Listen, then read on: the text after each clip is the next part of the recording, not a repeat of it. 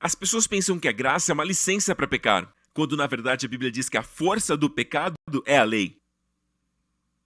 1 de Coríntios 15, 56 diz que a força, em grego dunamis, a dinamite do pecado, é a lei. Remova a lei e adivinha o que acontece? O pecado perde a força. A palavra de Deus nos diz em Isaías 60, levante-se e resplandeça. Há muitas canções que falam isso. Porque vem a tua luz, e a glória do Senhor nasce sobre ti.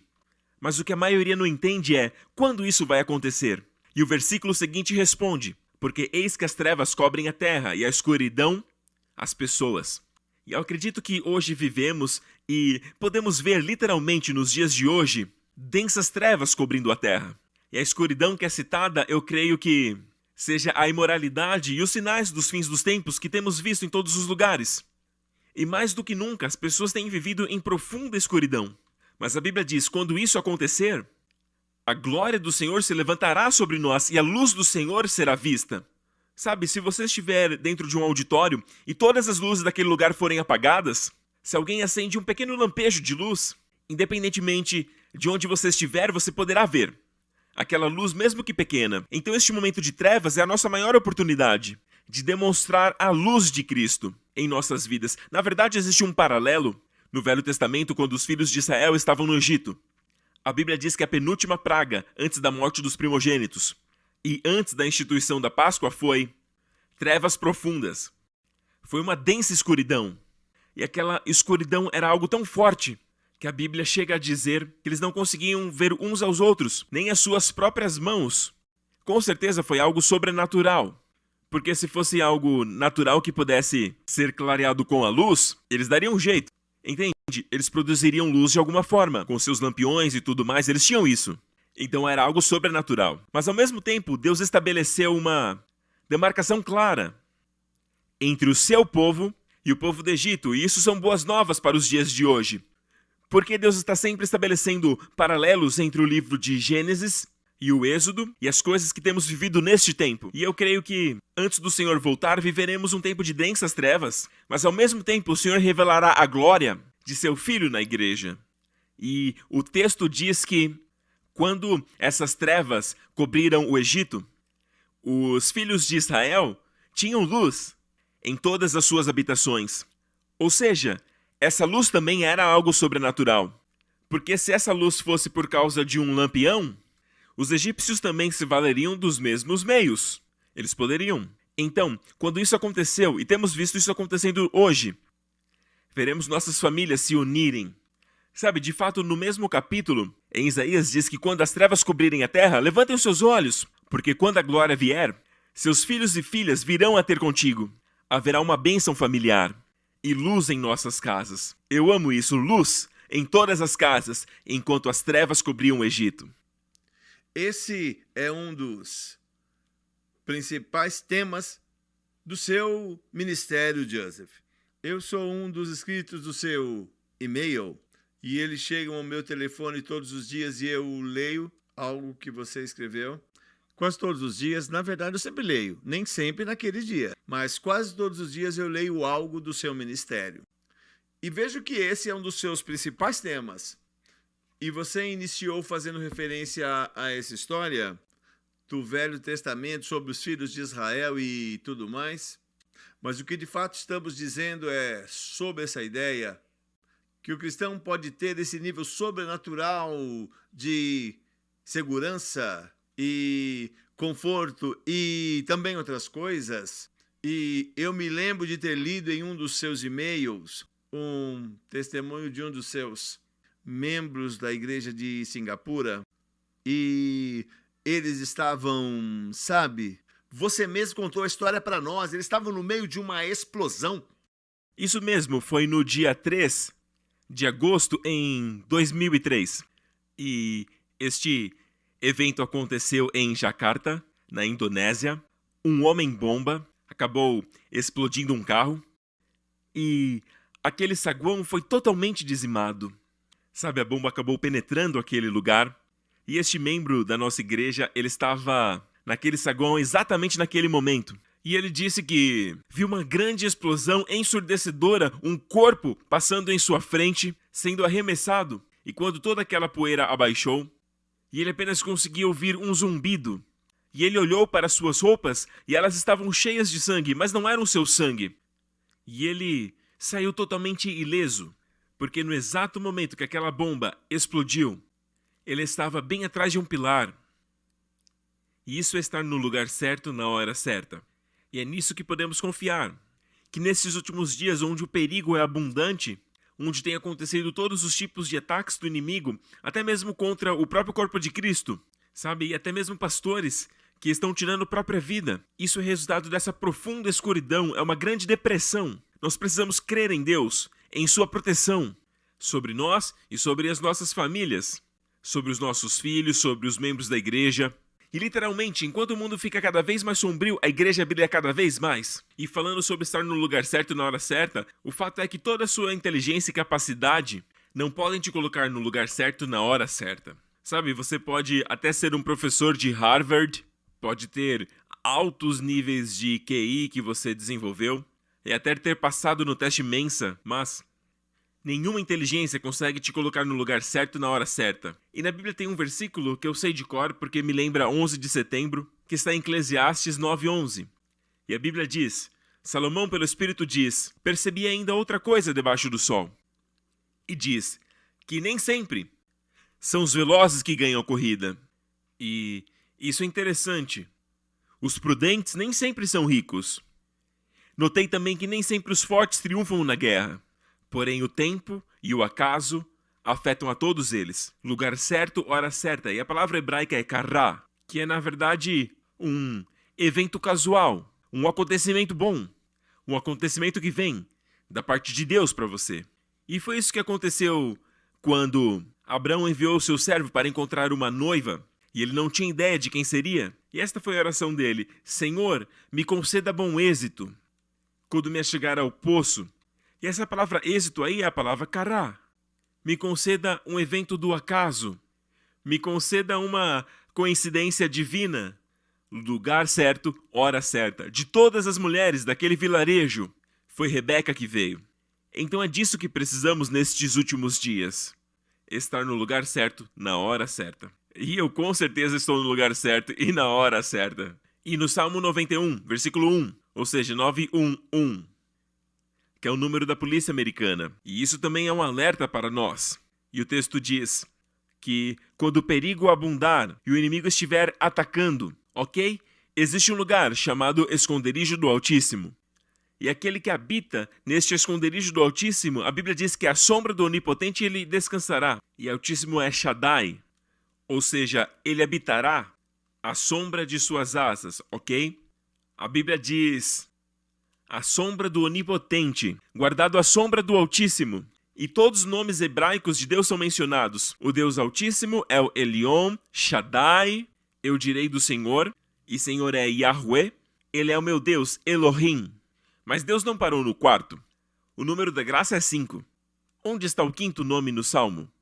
Exatamente na última palavra. A última palavra diz: com longa vida eu o recompensarei e lhe mostrarei a minha salvação. E salvação é o nome Yeshua. É o nome de Jesus.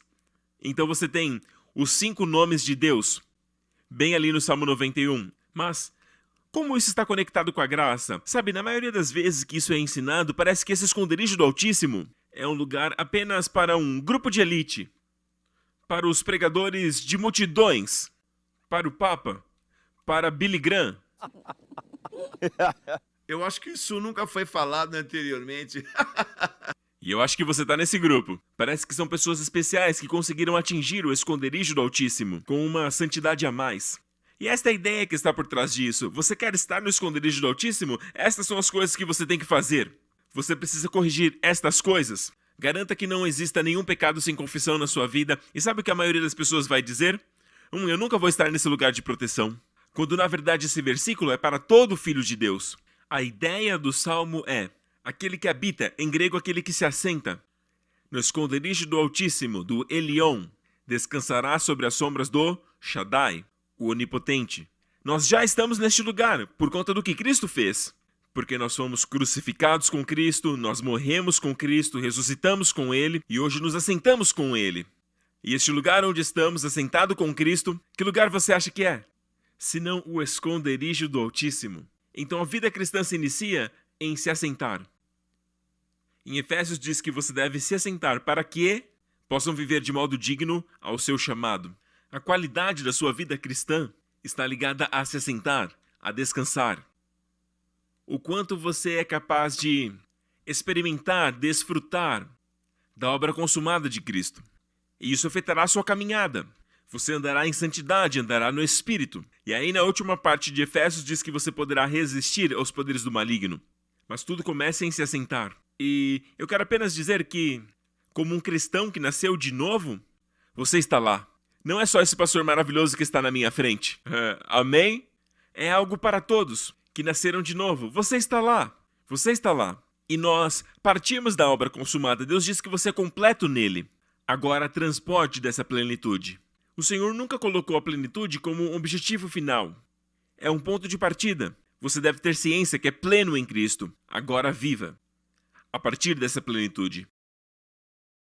Uau, isso é maravilhoso. A oração de proteção. Até o Billy Graham indicaria esse livro. Viver destemidamente em tempos difíceis. Então estamos conectando basicamente um entendimento da obra consumada de Cristo. Aliás, falando da obra consumada de Deus, que paisagem linda temos aqui atrás. Lindo. Eu amo essa tomada de frente que mostra essa montanha no fundo. É algo tremendo, ainda mais com esse fogo. Aliás, pastor Joseph, isso é uma característica do Colorado. Esse fogo, essa neve, você está de fato percebendo isso? Ah, sim, estou com frio. Eu estou até tremendo um pouco. De verdade, estou mesmo. Eu te falei, Joseph, jaqueta. Estamos conectando uma compreensão básica, baseada na graça, e daqui a pouco vou voltar nesse ponto. E proteção, que é um dos temas principais do seu ministério. Mas, ao telespectador que acabou de conectar, o que significa? O que essa nomenclatura significa? Cristão firmado na graça? Qual o significado? Significa que ele sempre age com o entendimento que ele não está tentando, sabe? Até mesmo a sua vida de oração. Você está orando, orações baseadas na graça. Você está orando pela vitória ou você está orando a partir da vitória? É totalmente diferente. Por exemplo, existem algumas pessoas ensinando que você tem que seguir certos passos, 5 passos, 7 passos para estar no esconderijo do Altíssimo. Então, neste caso, você está partindo da derrota, tentando conquistar o que você já tem. Você está tentando ser o que você já é. E uma das coisas mais frustrantes é estar na casa tentando encontrar a casa. Você já está lá. Você apenas precisa abrir os seus olhos para ver que está lá. E então, quando você ora para estar sob a proteção de Deus, você apenas o agradece. Pai, eu te agradeço porque eu estou no esconderijo do Altíssimo. Eu estou em Cristo, seu Filho. E te agradeço porque nenhum mal virá sobre mim ou sobre a minha família. Nenhuma praga chegará à minha tenda. Ela parte da fé. Essa é uma oração baseada na graça. Não é uma oração, Deus, por favor, Deus. Eu preciso que o Senhor me proteja, proteja a minha família. E esse tipo de oração é uma oração desesperada. E na maioria das vezes, quando você faz esse tipo de oração, você não sente segurança em seu coração. E que o Senhor te ouviu. Por quê? Porque ela não parte da fé. E sem fé é impossível agradar a Deus. E a única forma é perceber o que Ele já fez. Uma educação familiar baseada na graça é perceber que, no final do dia, os papais e mamães não se desesperaram, tentando educar os seus filhos da maneira correta, apenas percebendo o trabalhar de Deus na vida deles. Quando falar com eles, diga algo assim, sabe, você é um menino de Jesus. E o menino de Jesus não conta mentiras. Você é melhor que isso. Note que você está falando a partir de um ponto de confiança. Que ele de fato fez algo na vida deles. E ele fez. E você está trazendo à tona. Eu digo para o meu filho, Justin, você é melhor que isso. Justin, nós não falamos mentira porque somos pessoas de Jesus. Amém? Nós somos príncipes. E Jéssica, você é uma princesa. E é isso que eu reafirmo nos meus filhos. Ao invés de dizer, você tem que ser assim, você quer isso, tem que ser assim. E essa forma de criar os filhos baseado na lei pode de fato gerar filhos rebeldes. Acabei de me lembrar de uma história que o Max Lucado conta a respeito de sua filha. Quando ela estava na escola, e eu não vou me lembrar perfeitamente como era a história, mas é basicamente isso. Ela disse algo como: pai, eu não consigo participar dessa aula. É algo muito difícil para mim e eu vou acabar reprovando. E ela estava em apuros por causa daquela matéria, desesperada por causa daquela aula, e então ele foi para a escola com ela. E a professora olhou bem nos olhos dela e disse: e se eu te dissesse que você já tem um 10 na minha aula? E ela olhou para a professora: eu já estou te dando um 10 nessa aula. Agora é com você. Aprenda o máximo que puder. E ele trouxe isso para a pregação da graça. Nós já estamos, de fato, completos em Cristo. Como você disse, nós já temos tudo aquilo que precisamos. Nós já temos todo o seu amor. Sabe, toda vez que nós colocamos pressão nas crianças, colocamos pressão nas pessoas, como, por exemplo, quando dizemos, depende de você alcançar este lugar onde você está protegido. Tudo aquilo que depende de nós sempre ficamos apreensivos, porque aí ficamos inseguros. Mas se depende dele, de Jesus, do Cristo, aí você fica totalmente seguro. Porque o diabo pode encontrar falha em nós, mas ele não pode encontrar nenhuma falha em Jesus. E a Bíblia diz que assim como ele é, nós somos neste mundo, então o foco deve estar nele. Na forma que pregamos, como educamos nossos filhos. A Bíblia diz: crie seus filhos na admoestação do Senhor. E não se esqueça da última parte. Marido, amem vossas esposas. Assim como Jesus ama a igreja, você traz Jesus para o relacionamento. E como Jesus amou a igreja? Assim.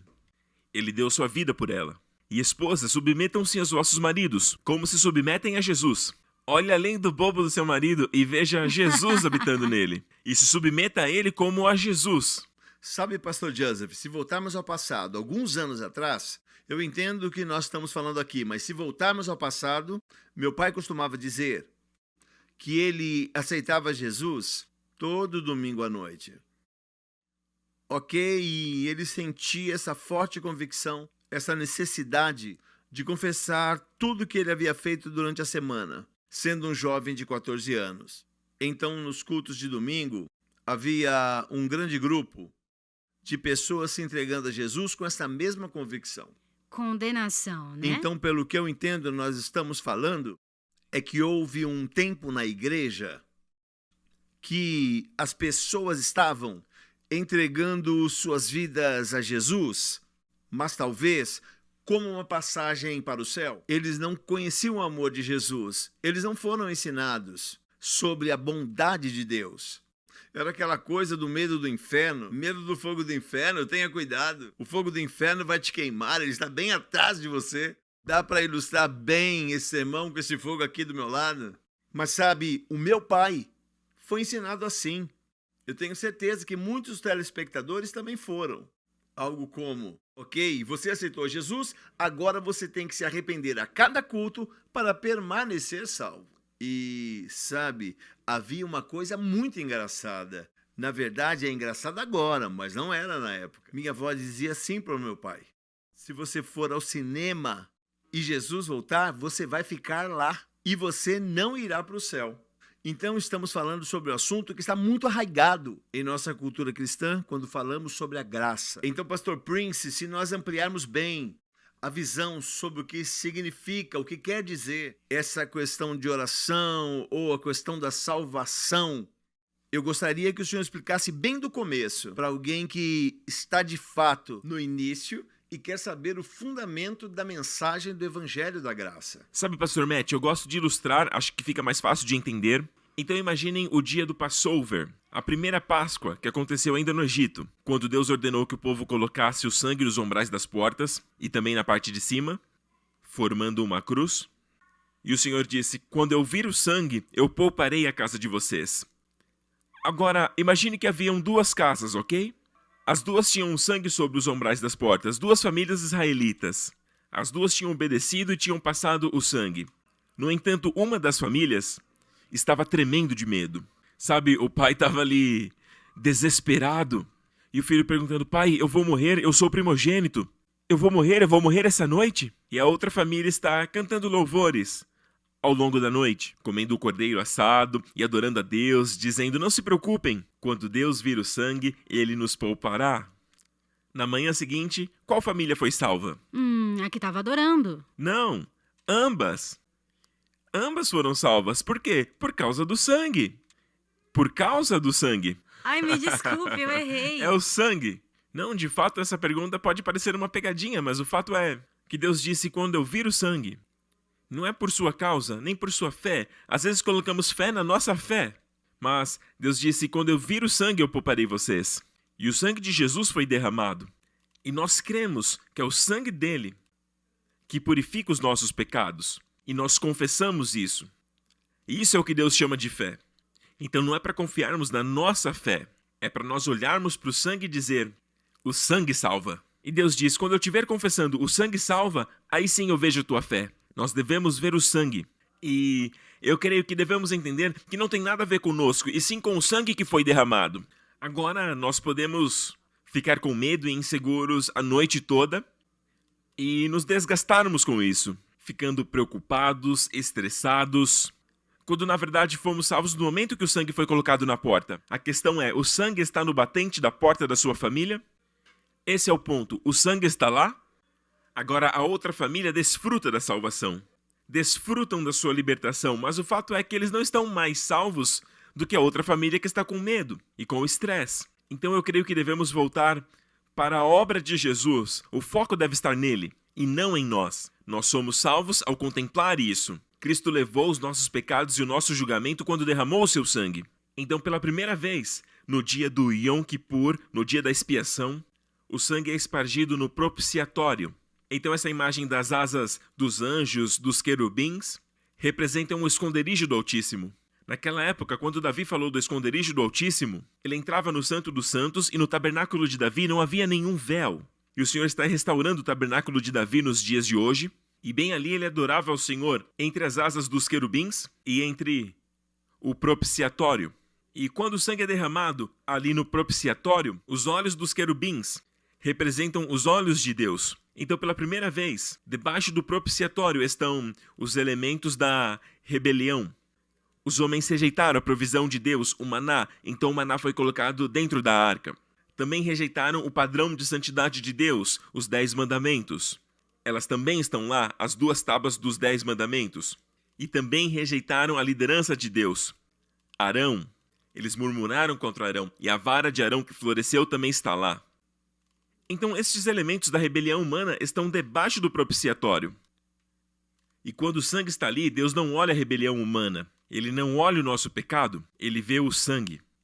E essa é a única coisa que os olhos de Deus não podem penetrar. Quero dizer, ele pode ver as intenções do nosso coração, ele pode ver através da rocha mais sólida como essa montanha, ele pode ver através de tudo, exceto uma coisa, que é o sangue de Jesus. E Deus ordenou que fosse assim. Agora o ponto é, o sangue está sobre a sua família? Ele está sobre o seu coração? Você já se valeu do sangue sobre você? Uma vez que já tenha feito, saiba que uma gota do sangue de Jesus pode purificar os seus pecados, dos pecados de toda uma vida, toda a sua vida, passado, presente e futuro.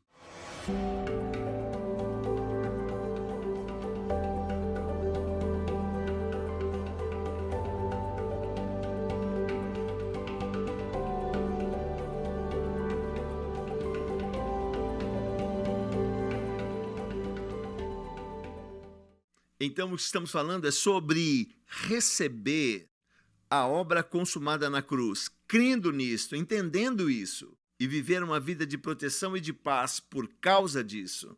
Para quem deseja viver isso, Joseph, você poderia dizer, olhando para aquela câmera, olhando ali para aquela câmera, para aquelas pessoas que estão te assistindo nesse momento, que caíram nesse vídeo de alguma forma, mas eles querem receber isso, e ali estão eles. Eu só quero dizer que existe um lugar de proteção. Sabe, quando você ouve as notícias ou quando você lê as notícias atualmente, é compreensível que isso traga medo para sua casa, pelos seus filhos, pela sua família. Mas o que precisamos entender é que Deus não deixará o seu povo sem a sua provisão. E o Senhor tem uma ampla provisão. Uma graça muito mais abundante dos pecados que estão aí, dos problemas.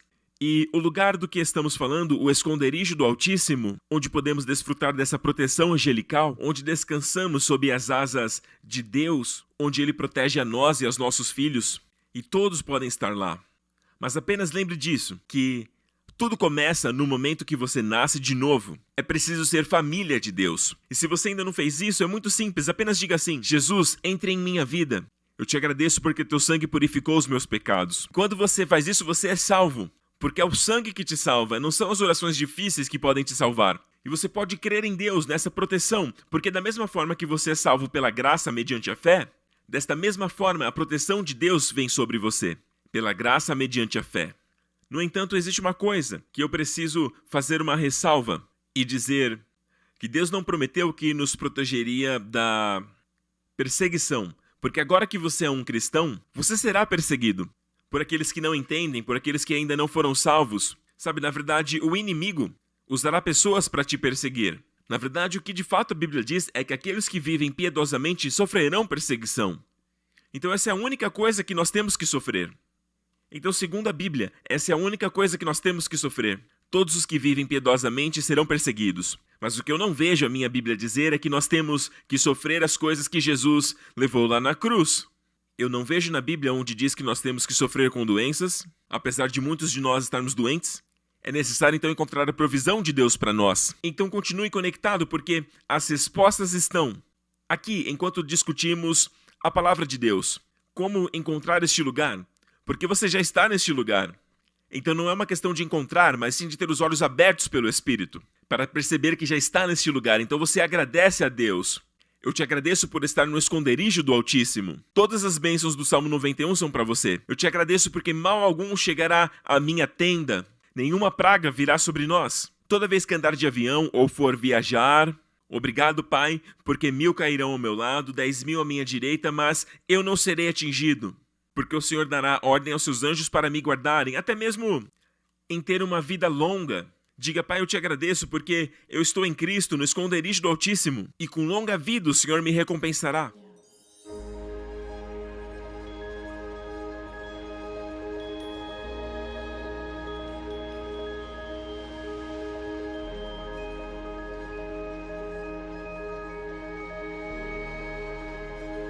Às vezes parece que essa mensagem da graça é algo novo, mas na realidade é algo antigo. Mas então por que ela soa como uma novidade para alguns de nós?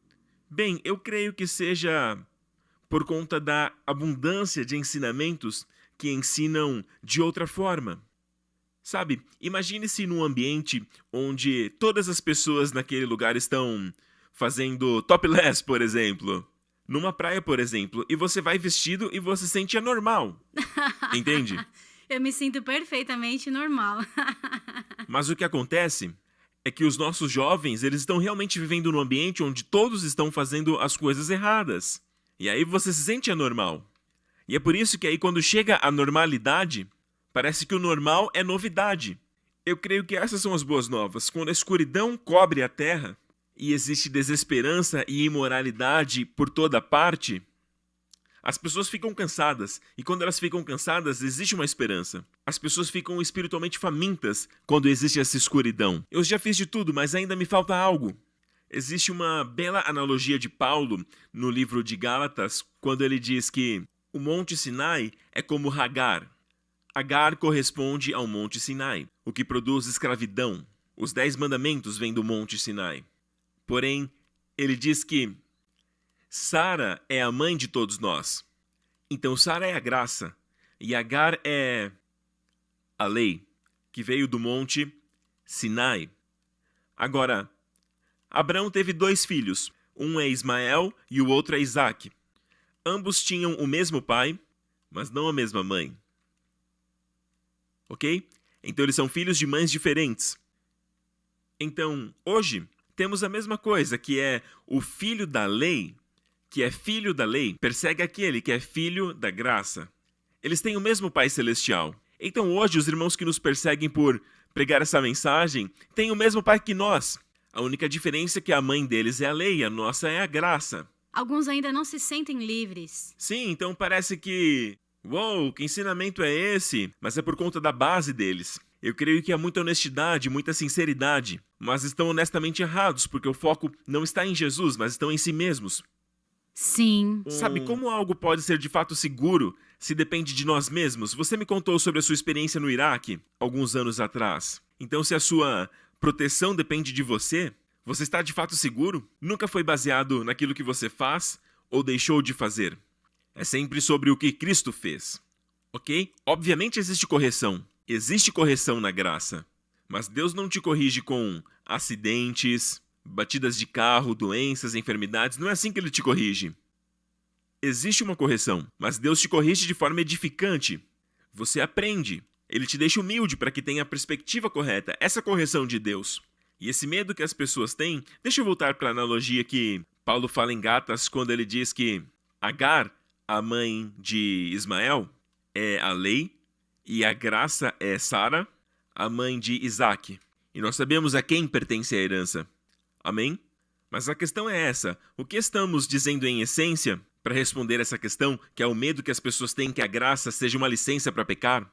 Na verdade, o que a Bíblia diz é que a força do pecado é a lei.